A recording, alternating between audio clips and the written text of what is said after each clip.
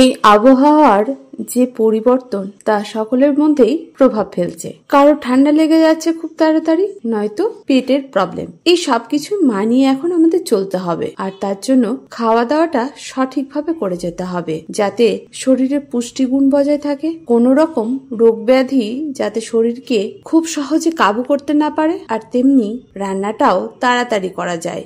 আজ আমি সোমাশ্রী চলে এসেছি রোজকার রান্নাঘরের মতো আমার রান্নাঘরে একটা নতুন রেসিপি নিয়ে। আজ তৈরি করব পেঁয়াজ পাতা দিয়ে পোস্ত।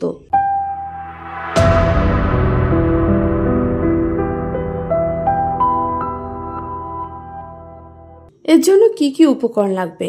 আজ যেমন নিয়েছি তাজা পেঁয়াজ পাতা, তেমনি নিয়েছি নতুন আলুও। এখানে আমি মোটামুটি 7টা নিয়েছি, এটাকে ভালোভাবে ধুয়ে নিয়েছি। আর নিয়েছি পোস্ত 3 টেবিল চামচের থেকে একটু বেশি। প্রথমে আলুগুলোকে খোসা ছাড়িয়ে নিয়েছি, তারপর ভালো করে ধুয়ে ছোট টুকরো করে নিয়েছি। এখন এই নতুন আলু খেতে খুব টেস্টি হয়। সিদ্ধ করতে একটু টাইম লাগে বই কি, কিন্তু যে কোনো রান্নায় এর টেস্টটা বেশ ভালোই লাগে। আমি জানি না আমার মতো আর কার কার নতুন আলুর টেস্ট ভালো লাগে, তাই বাজারে নতুন আলু আসা মাত্রই আমি তো কিনে ফেলি। এবার এগুলোকে কিনে সঙ্গে সঙ্গে একটা পাত্রে বাটির মধ্যে জলে দিয়ে দিতে হবে, যাতে দাগ না হয়ে যায়। প্রথমে আলুগুলোকে কেটে নিয়েছি, যেগুলোকে জলে ভিজিয়ে নিয়েছি। তারপরে পেঁয়াজের শাকগুলোকে বেছে পেঁয়াজগুলোকে কেটে আলাদা করে নিয়েছি। আসলে পেঁয়াজগুলোও নেব, কিন্তু একটু ছোট সাইজ করে নেব, আর পাতাগুলোকে একটু লম্বা লম্বা রাখবো। দেখুন পাতাগুলো কেটে নিয়েছি, আর পেঁয়াজগুলোকে একটু ছোট ছোট টুকরো করেছি।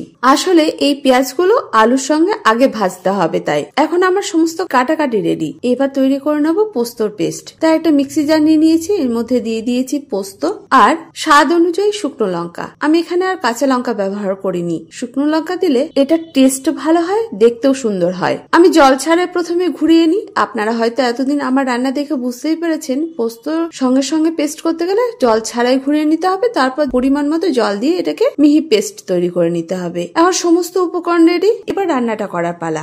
এখন কড়াইতে হালকা আঁচে দিয়ে দিয়েছি পরিমাণ মতো সরষের তেল। তেলের পরিমাপটা প্রায় 2 টেবিল চামচ। তেল গরম হয়ে গেলে দিয়ে দিয়েছি ফোড়ন। এখানে দিয়েছি হাফ চা চামচের একটু কম কালো জিরে আর একটা শুকনো লঙ্কা। ফোড়নটাকে 30 থেকে 40 সেকেন্ড ভেজে নিয়েছি। তারপরে দিয়ে দিয়েছি কেটে রাখা আলু আর পেঁয়াজ। এটাকে বেশ কিছুক্ষণ কষিয়ে নেব, যতক্ষণ না আলুর গায়ে একটা সুন্দর রং ধরছে।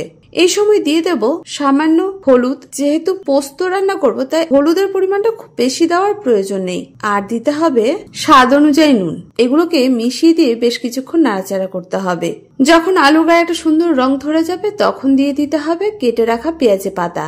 এই পেঁয়াজ পাতাগুলো দেওয়ার পরে এমনি জল ছেড়ে দেবে, তাই আলুগুলোকে সিদ্ধ করার জন্য আর জল দেওয়ার প্রয়োজন নেই। চাইলে ঢাকা চাপা দিয়েও রান্নাটা করতে পারেন। আমি ঢাকা খুলেই এইগুলোকে কষিয়েছি, এই জন্য পোস্তটা টেস্টও অনেক বেড়ে যায়। যখন আলুগুলো প্রায় 80% সিদ্ধ হয়ে যাবে, তখন দিয়ে দিতে হবে বেটে রাখা পোস্ত। এই সময় চাইলে সামান্য জলও ব্যবহার করতে পারেন। এটাকে ভালো করে বাকি উপকরণের সঙ্গে মিশিয়ে দিতে হবে। আমিও জল দিয়েছি, খুব সামান্য, বাটি ধোয়া জল। এই পোস্ততে একটু জল বেশি দিলে খেতে টেস্টি হয় না, তাই জলটার পরিমাপ খুব সামান্যই দিতে হবে। এখন এটাকে খুব ভালোভাবে বাকি উপকরণের সঙ্গে মিশিয়ে জলটাকে টানিয়ে নিলেই আমাদের রান্না রেডি হয়ে যাবে। তবে মাঝে অবশ্যই চেক করে নিতে হবে আলু সিদ্ধ হয়েছে কিনা, যেহেতু নতুন আলু। এখন আমার রান্না পুরোপুরি রেডি, এবার এটাকে পরিবেশন করা পালা। এই রান্নাটা গরম গরম ভাতে যেমন ভালো লাগে, তেমনি রুটি পরোটার সঙ্গেও দুর্দান্ত লাগে, যারা পোস্ত খেতে ভালোবাসে। আশা করি আমার এই রান্নাটা নিরাশ করবে না।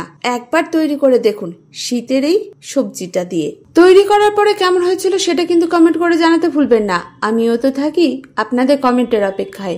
আমার রান্না বা রেসিপি কে কোথা থেকে দেখছেন সেটাও জানাবেন, সঙ্গে আপনাদের নামটাও। আমার রান্না বা রেসিপি ভালো লাগলে লাইক শেয়ার করতে ভুলবেন না। যারা প্রথম আজকেই আমার রান্না দেখছেন, ইউটিউব থেকে দেখে থাকলে চ্যানেলটাকে সাবস্ক্রাইব করবেন, ফেসবুক থেকে দেখে থাকলে পেজটাকে ফলো করতে ভুলবেন না। এটাই আপনাদের কাছে ছোট্ট অনুরোধ। আর যারা প্রথম দিন থেকে আমার সঙ্গে আছেন, তাদেরকে অসংখ্য ধন্যবাদ। যাই হোক, আজ এই পর্যন্ত। দেখা হচ্ছে পরবর্তী ভিডিওতে।